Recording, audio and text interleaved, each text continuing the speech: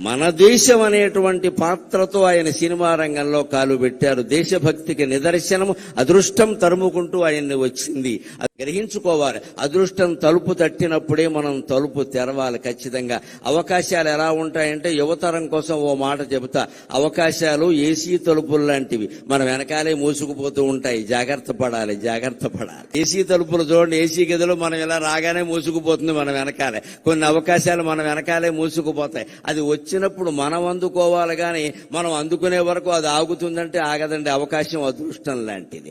ఆయన నిరంతర కృషి, నిరంతర గ్రంథ పఠనం, ముఖ్యంగా చాలా మందికి తెలుసో తెలియదు, ఆయన విశ్వనాథ సత్యనారాయణ గారి శిష్యుడు. విశ్వనాథ సత్యనారాయణ గారి శిష్యుడు. మా గురువు గారిని ఎంతో గౌరవంగా చెప్పుకునేవారు. ఎస్ఆర్ఆర్ అని సివిఆర్ కాలేజీలో చదువుకున్నారు ఆయన. ఆ గురువు నుంచి ఆత్మాభిమానాన్ని, పాండిత్యాన్ని రెండూ గ్రహించాడు కాబట్టి ఆయన రారాజులా వెలిగాడు. ఆయన